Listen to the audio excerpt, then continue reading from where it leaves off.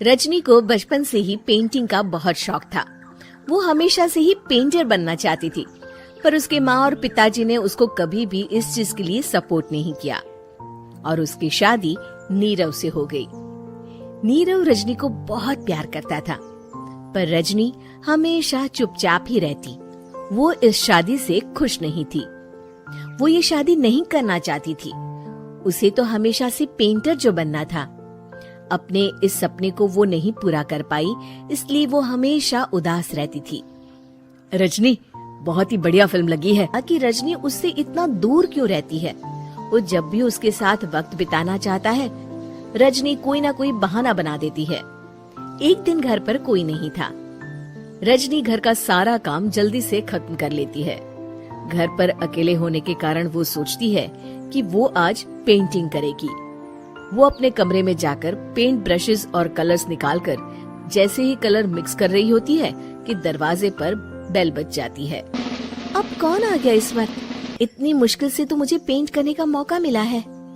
रजनी दरवाजा खोलती है तो उसकी सास अपनी सहेलियों के साथ खड़ी होती है और सब घर के अंदर आ जाते हैं। अरे बहू, सबको शरबत बनाकर पिला दे, बाहर तो बड़ी गर्मी है। उफ। जी।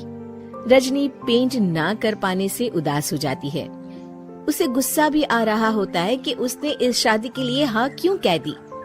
वो रसोई में जा रही होती है कि उसकी सास उसे रोकती है।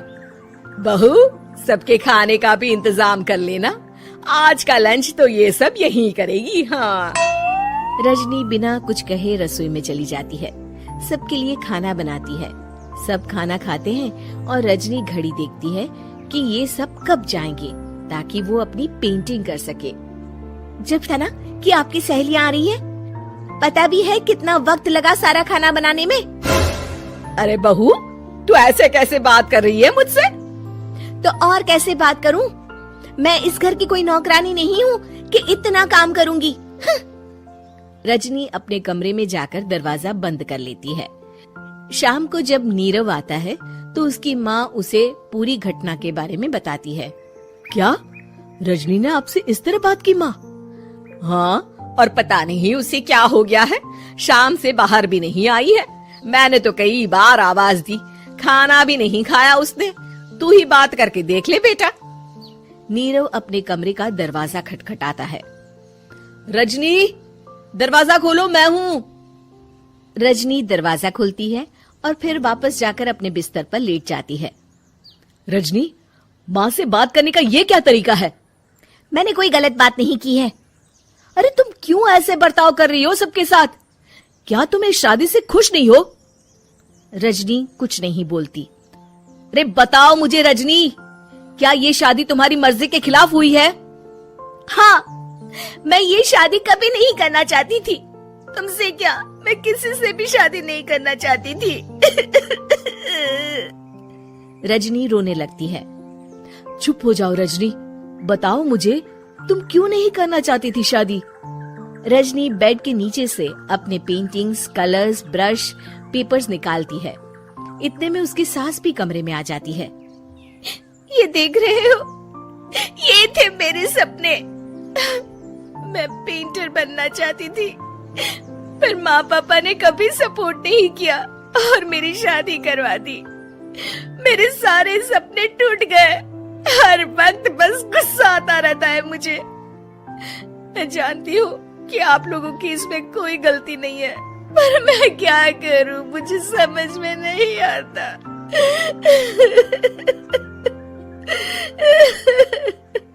रजनी फूट फूट कर रोने लगती है।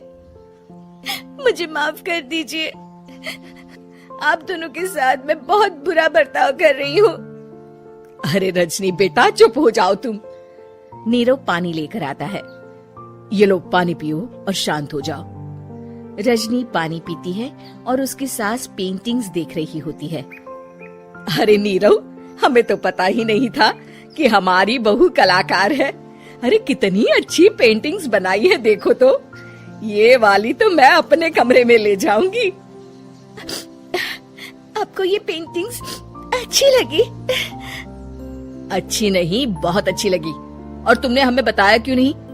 तुम जब चाहे पेंटिंग कर सकती हो रजनी। हम तुम्हारे सपनों को पूरा करने में तुम्हारा पूरा साथ देंगे।